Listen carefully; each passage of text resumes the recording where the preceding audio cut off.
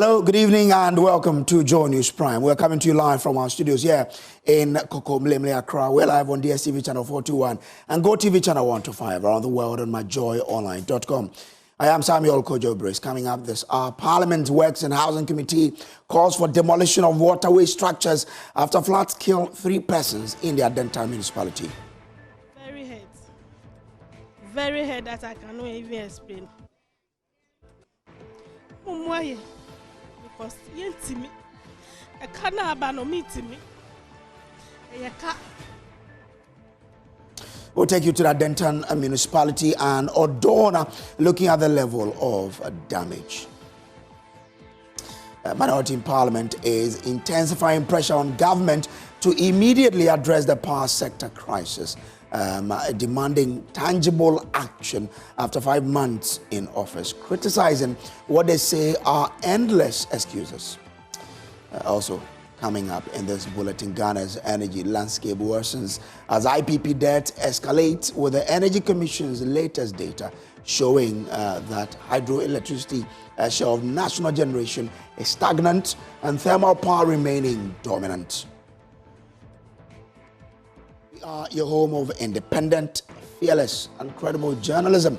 Thanks for choosing us. Please stay.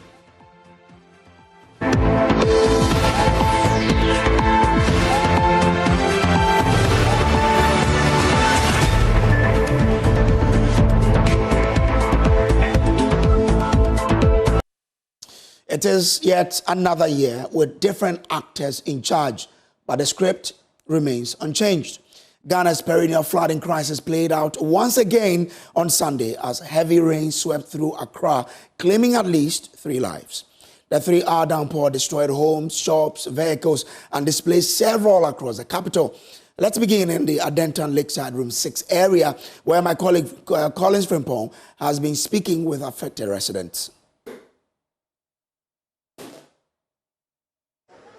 3 people have been confirmed dead following Sunday's torrential downpour, which triggered severe flooding in parts of the Adenta municipality. Several homes and shops were overrun by flooding waters, and about 5 vehicles were completely submerged and damaged at Lakeside Room 6.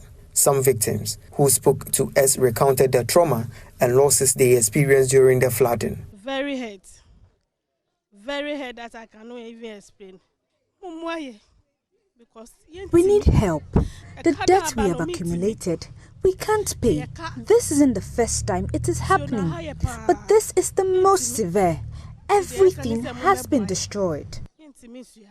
I have a family and we have to come out and let the water come down before we can access to certain things that we can take things out from the room. Yeah, that's how we came out from the room, and the room flooded. So as the water calmed down, before we get access to the room to pick things out, I can tell you that everything is spoiled. Although flooding is not new to the area, residents say Sunday's incident was the most devastating. Choked drains filled with debris were seen across the community. Many also pointed fingers at engineers working on the East Legon Hills Road, accusing them of redirecting drains to a single outlet and worsening the situation. The only problem we is we free cancer hospital Kataman so no my road main road no every eba. This entire problem was caused by directing all the drainage from the main roads into a single outlet here. The area is already developed, and channeling all that water into this one drain prevents proper flow.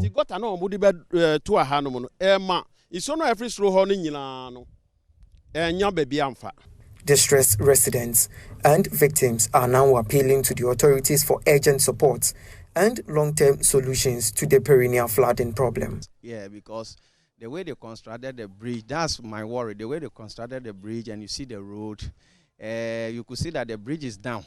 And when you see where the water too is coming from, it's coming from Dodowa, Ebri. That's where it leads to our end here. And you can see, you yourself, you can witness what is going on over here. So we need a help. Meanwhile, a team from National Security has visited the area to assess the extent of the damage and determine possible next steps. Reporting for Joy News, I am Collins Frimpong. Now, heaps of silt dammed along the Odor Drain are being washed right back in as rains return and Accra braces for yet another disaster. Stephen Mensah reports on how a costly cleanup may be slipping literally down the drain. Despite several cities spent to desilt the Odor Drain, heaps of silt removed from the waterway now sit abandoned, stacked along its banks, soaking under the rains. Dredge Masters, the company contracted to clean the drains, promised to return and cut the silt away once it dried. That promise was made nearly 3 weeks ago. Because we don't want the water and the mud to spill on the road, we leave it there for it to dry. Water to come, then after that we'll cut it from there to a designated dumping site that we are putting in. But nature had other plans. The rains came and the silt remained, soaked, soft and slowly slipping back into the same drains it was pulled from. For those who live here, this is more than just poor drainage. It is survival on land no one else wanted. We can't dump refuse here while we are still here. We were the one guiding them not to put refuse here, but we have been stuck. So when they are going and they put the refuse, we won't see it. They should know we are in a raining season. And rainy season, if you want to remove the sand from the gutter, waiting for it to dry up before you carry it away, you are just wasting your time and energy. Because when will the sun shine for the sun to dry before you carry it away? Look at the work we are doing. Can this work cause bola? As the flood season deepens, so do the risks. What is meant to be a solution is now becoming a hazard right at the doorstep of vulnerable communities. Stephen Mensah's report, read to you.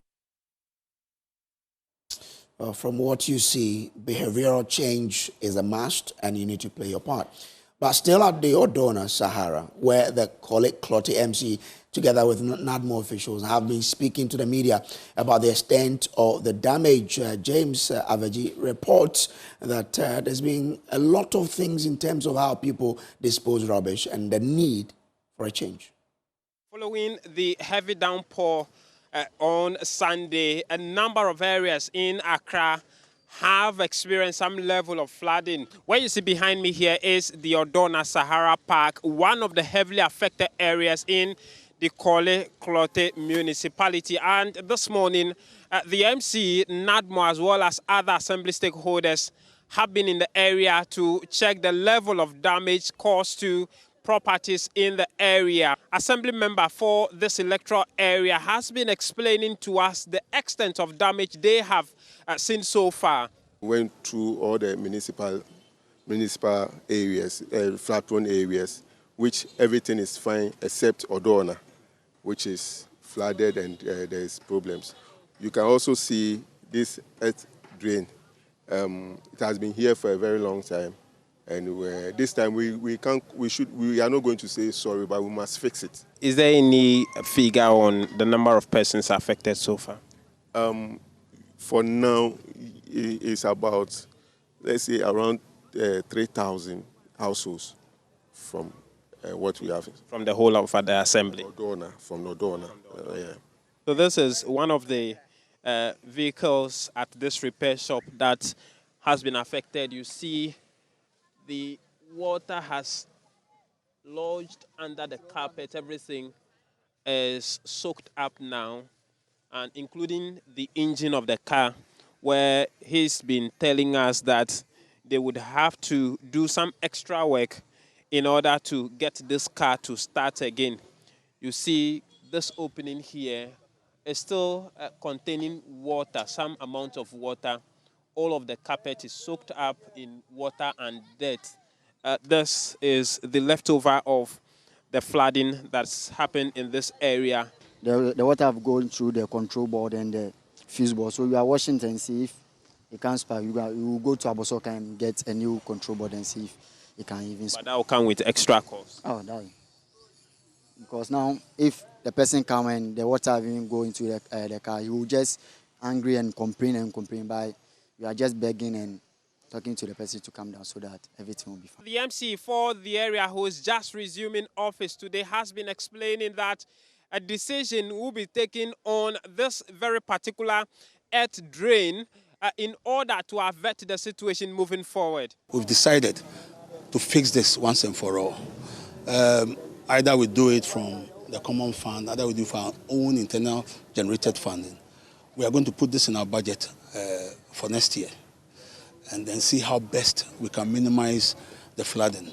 The over 3,000 residents who have been affected here at Odor Sahara would be waiting on the assembly to fulfill its promise of constructing this drainage system so that next year by this time we do not come here to tell the same story. From Odona here in Accra, I am James Savage reporting for Joy News. Well, Parliament's Works and Housing Committee is urging the government to demolish unauthorized waterway structures following severe flooding in Accra that claimed 3 lives. Committee Chair Vincent Opon Asamoah emphasized the need for action to address persistent flooding. He also expressed concern over delays in the Garrett project aimed at mitigating flooding in the capital. I believe that we need very strong leadership to execute that. We can't make any headway. A lot of things have been done wrong in the past, and I believe that it's the right time for us to take those tough decisions and we execute it. This should be not partisan. If it is wrong, it is wrong. All structures that are found in waterways should be demolished so that we can get an easy passage of this, so that we can get it to the right places. So all structures that are found in this waterway should be demolished. And we need to have a very strong leadership to do that. I know there will be calls from all over the place. Please spare it, grass structures, spare it. If it is not at the right place, it should go. The execution of that project, to me, if you ask me, has not been done in the best interest of this country. Because if you remember, the very first time they had a release in 2019, and we are in 2025. We are still talking about Gary. There were a lot of aspects of the project that should have been executed by now. They were supposed to build some detention ponds, which is so, to me, very, very critical. But yet to get the full leadership to demolish so that we create those ponds. We have not been able to do that. We are talking about the fact that we needed to pay compensation. There was money available. So what has prevented this for almost 5 years? I believe that the president should take this particular project seriously by going into how that money has been expended. To me, if you ask me, Ghanaians haven't gotten value for money from that project. It's a World Bank project, and I didn't expect that donor-funded project should go the way Garrett has gone. Well, let's get onto the phone lines now and speak to George Agbenato. Agbenato is Deputy Director of Operations, NADMO, who is also a member of the Anti-Flood Task Force inaugurated by President Mahama, Teddy Safori Adi. Teddy, I'm grateful to you for joining here. Now, I mean, since you were inaugurated, what have you been doing, given your role on the Anti-Flood Task Force? How do you explain the recurrence of flooding in Accra, despite the task force's early assessments?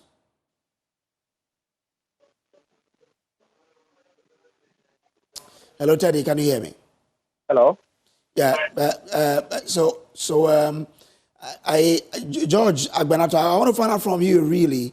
I mean, since the early assessment of your committee, can you explain what really brought about the recurrence of flooding in Accra?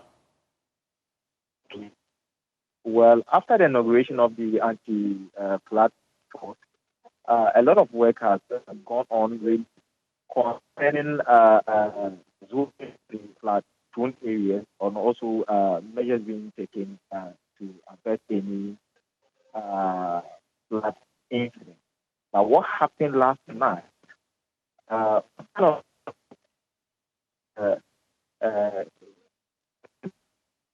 It's out of normal, and we have to be grateful that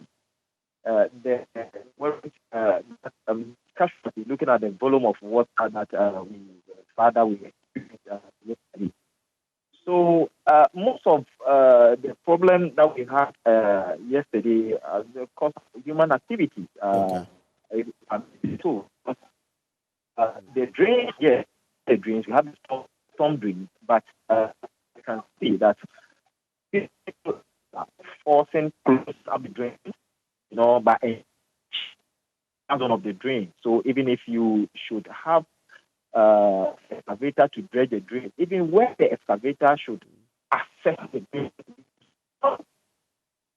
As of yesterday, for instance, the structures that are by, side of the drain, and what we also realize that the drain also doesn't have retention walls to, let's say, water for that must spread into the community. And one thing also we realize is that the channel means people have redirected, the course of the water. It doesn't have it now. Well, George, on the part of human activity, the Committee of Housing in Parliament is calling for the demolition of structures on waterways. Would you do that? Yes, sir. I'm saying that the Committee of Housing in Parliament, you spoke about the activities of humans in resulting in the flooding that we saw yesterday. The committee says, or the committee is recommending the demolition of structures on waterways. Will you agree to that? Well, it's on the waterway.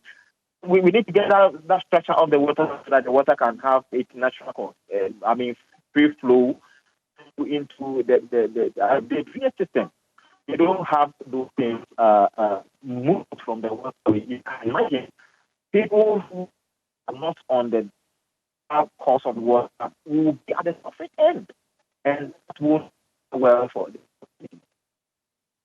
Well, per your initial assessment, what do you know, especially in terms of damage, the extent of damage, and the number of people who probably have lost their lives to this flooding? Yes, in terms of damages, I would say personal belongings, because what we experienced in the water in some houses, it was at the ceiling level, beyond the lintel level to the ceiling level, and our guys did their best to the people, those trapped out homes. The 48 Engineers Regiment of the Army, they were to us. In the course of our operation, we didn't record any death, but we were hearing today, for instance, as we went to the field to do our mop-up exercise. So we heard that there were some casualties in terms of death. So we made a follow-up, and it was a hearsay. But then we went to police to make an inquiry, and it was reported that there was a gentleman, 25 years of age, who lost his life, a Nigerian who lost his life during the flood. That is what we heard. There was another rumor also that a lady with 2 children also lost their lives, and we are. Okay. We can't confirm that for now. But for the gentleman that lost the life, yes, we can confirm that from there. Okay. In just 30 seconds for me, just 30 seconds. Is it time for people in flood-prone areas to leave those places? Absolutely. Depending on what we experienced yesterday, yes. If you know you are living in a line area, it's about time you move up. It's about time you move. The climate is not what we used to experience. For instance, what we experienced yesterday is, overwhelming. We will advise anybody living in a low-lying area to move upstream. Okay. Who have their structures built along the storm drain. Please, let's leave the buffer zones alone. Okay. All right. They are there for a reason. Okay, George. Please. George, I'm grateful to you for joining us here. Now, away from that, the minority in Parliament is pressuring Energy Minister John Jenapor to address the power sector crisis, accusing him of prioritizing news headlines over solutions. They criticized this recent announcement about having less than 3 days of liquid fuel for thermal plants, saying it sent alarming signals to the business community. Meanwhile, some majority MPs are also calling for urgent action to end recent power outages, which they say is affecting their constituencies. More in the following report. Ghana's power sector is gasping for air. The minority in parliament says time has run out for excuses. And then people come and say that, oh, well, what did the previous government do? We are out of power close to 6 months. The next month will be 6 months. Colleagues, ladies and gentlemen, let's stop this chess game. People come and say, you were in power a while ago, 5 months. 5 months is a significant period for government to take very important measures. The demand from the minority comes as the Energy Commission's own data paints a bleak picture of the energy sector. Thermal power continues to dominate Ghana's energy mix, while hydro's contribution has stagnated. And that dominance is becoming dangerous. Frank with you, Chairman, today as I sit here, this morning my headache is how to get the next parcel of liquid fuel. The fuel we have will take us 2.6 days. We've placed order for fuel, but it has to be paid. We've procured some fuel on credit and working with the Ministry of Finance to pay. But the truth is that the Ministry of Finance also has its limits. Energy Minister John Jinapor sounded the alarm on Thursday, warning that there's less than 3 days of fuel left to run the country's thermal plant. This announcement sparked concern. George Kwame Abuaji is the ranking member on the Energy Committee. It looks like our colleague, the Minister of Energy, seems more interested in making headlines than keeping the lights on. The minister's recent claim that Ghana has only 2.6 days of fuel left was not just baseless, but economically damaging. Such remarks create an atmosphere of uncertainty. Already, Ghana's energy sector is bleeding with a staggering 30 billion cedis in projected under-recoveries by the end of 2025. Every month, the sector racks up a 2 billion cedi deficit. The minority says the signs are clear and the response must be urgent. Patience of the Ghanaian people is wearing time. We are complaining to the minister to take action now. The honeymoon is over, Mr. Minister.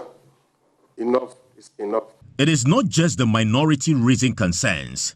Some majority MPs have also bitterly complained about the frequent outages in their constituencies, demanding swift intervention from the Energy Ministry and ECG. With Ghana's $500 million World Bank guarantee nearly exhausted, and just $50 million left, government has resorted to using oil revenue to pay energy debts. As the clock ticks and the fuel runs dry, the question is no longer if the light will go out, but how soon? Our Joy News lead data analyst and research analyst Isaac Kofi Ajay has been studying the latest Energy Commission report and joins me in studio with Sam Finance. Kofi, what do we know? Well, Kojo, I'm sure if you ask any child or student watching us now that where do we get most of our lights from, they will say Hydro, Akosombo Dam, or possibly Bui Dam. But that is not the case because the Energy Commission's recent report has made us understand that we are currently moving away from hydro more to thermal. And what do we know? Currently, if you look at the country's energy mix, 28% of hydro, which used to be around 70-60% some time ago, is now just about 28% and 70% of thermal. What does this mean?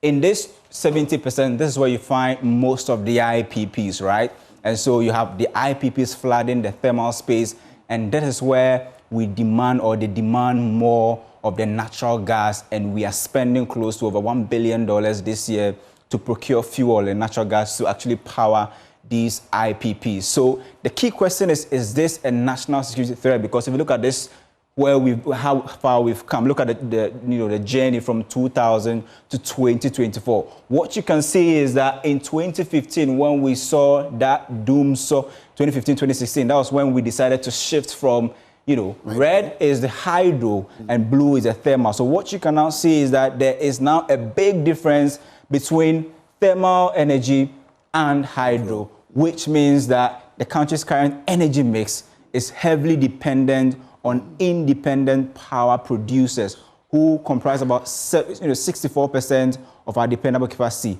And that means that any time that the country finds itself in difficult situation, when the cedi is not performing well against the dollar, you see more power outages because these guys who are in the thermal space would demand for their money. And we understand that we pay them and fuel suppliers about some $50 million every month as part of the cash waterfall mechanism. And so the key question we're asking is, if you look at this widening, gap between thermal and hydro, is it a national security threat? Must we start re-looking at this current mix that we are seeing? But for now, this is the picture. It's no more Akosombo Dam, it's no more hydro, but now thermal plants, majority of them independent power producers. Maybe some time to come would also talk about the interspersing of this with solar. Absolutely. Let's see how that plays out.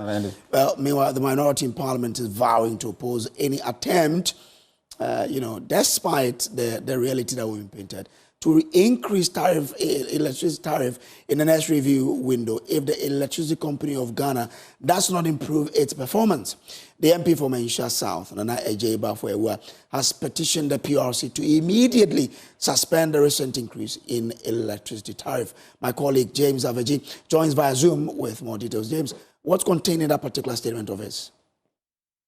Well, Brace, the NP believes that the current 14.75 increment in electricity tariff, which in fact has taken effect some 2 weeks ago on May 3, 2025, is in bad faith considering the level of power outages some areas have been experiencing. He's demanding 4 key things. First is the fact that the PURC with immediate effect suspend the implementation of that 14.75 increment. 2, cause the ECG to issue a statement explaining to Ghanaians the cause of this power outages and how long it is going to last. Thirdly, cause the ECG again to issue a power outage timetable to tell Ghanaians what to expect and at what time that will be happening. And finally, he is calling for the PURC to demand, calling on the PURC in the future adjustments must come in relation to the job delivery of the ECG. If the ECG performs well, that should reflect in the level of tariff that will be increment that will be implemented. And so those are the 4 things he's demanding from the PURC to implement moving forward. But key and important is an immediate suspension of the 14.75 increment. Grateful to you. Now, let me bring in the MP himself, his MP for Mahamudu South, Nana Ejay Bafwewa, and I'm grateful to you for joining us. He's joining us via Zoom. Now, you are making 4 demands to the Commission. What do you hope to achieve?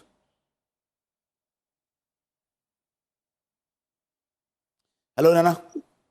If you can hear me, I want to find out what your objective is with these demands to the Commission.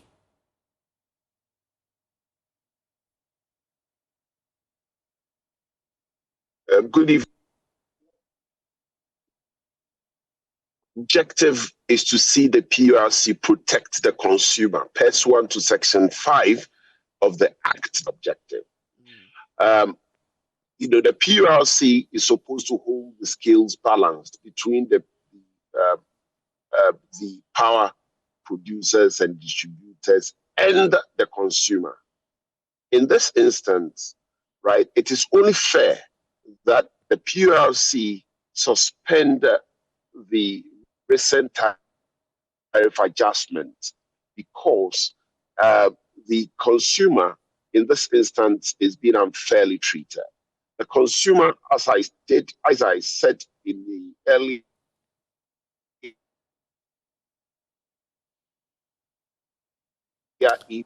right, for instance, it is a business.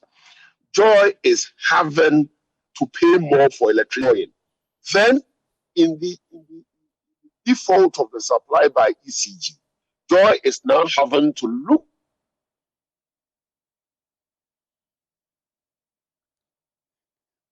And we're having challenges for with an alternative power supply, which is suffering more. Joy is now having to pay for the generator, maintenance of the.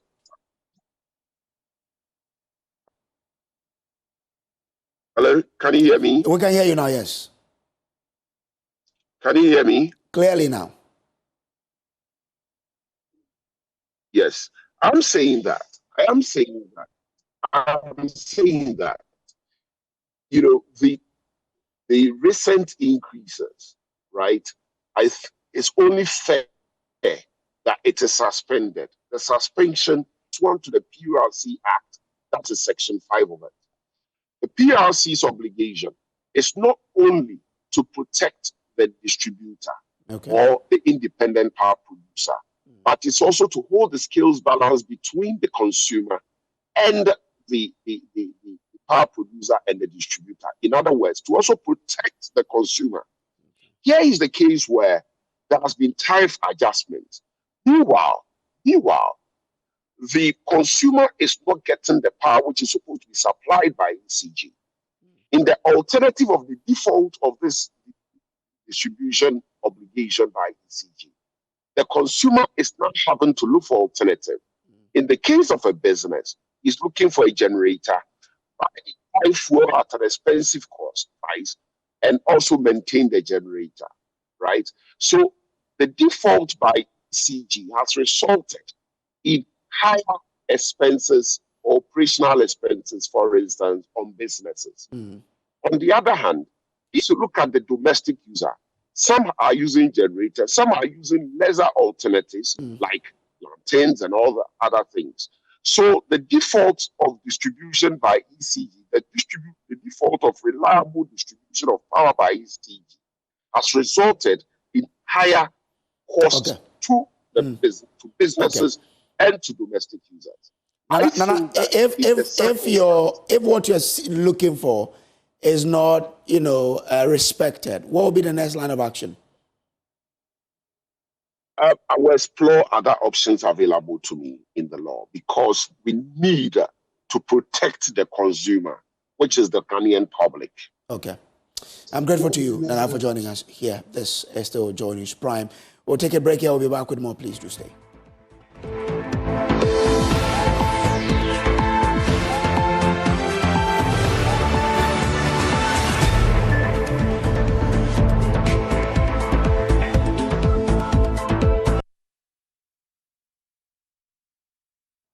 Welcome back from the break. Now, opposition MPP members are divided over presidential candidate Dr. Mahamudu Bawumias' apology for the past mistakes that led to the party's 2024 election defeat.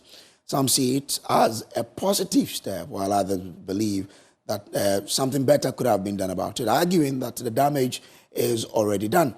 Dr. Bawumias rendered the apology in London. Watch this. There's no doubt, as Chairman Bernard also said, that we didn't get everything right. MPP did a lot of work. There's no doubt about it. But we did not get everything right. We got quite a few things wrong. And I think that on my own behalf, on behalf of the party and the government, I apologize to all of you for us not getting the things right that we should have gotten. We didn't get anything right. I believe that if by the grace of God we have another opportunity, I believe that we will get many things right because we've learned the lessons of where we are going. Well, party members have been reacting to this apology by Dr. Bawumias. I think the apology is okay. Yeah, he has to apologize. But he had the chance. He had a chance to prove to Ghanaians that he can do it for Ghanaians, but he couldn't do it. So I don't think he needs a chance. No.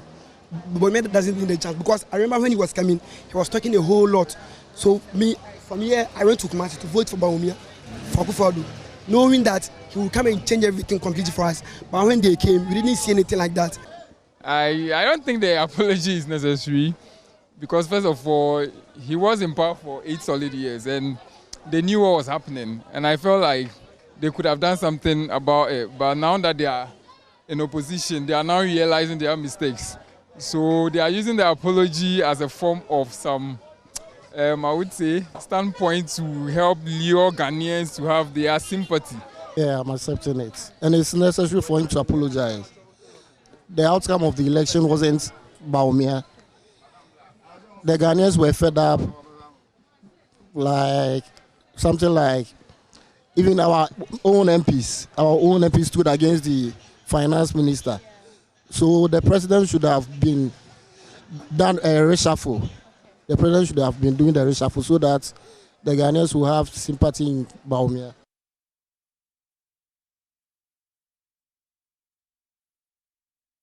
Well, let's talk to Dr. Nyawo Tamaklo on this development. Doc, I'm grateful to you. What do you make of this apology?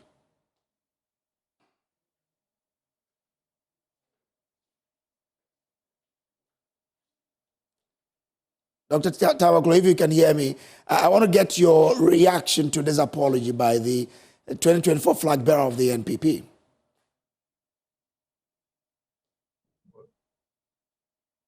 Hello?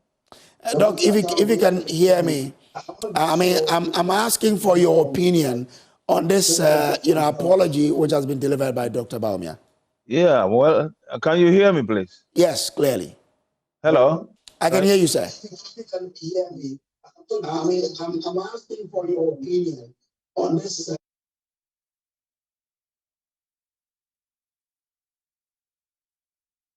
Okay, seems we're having some challenges there, but let's move on and talk about some other stories and take you to, some parts of the country.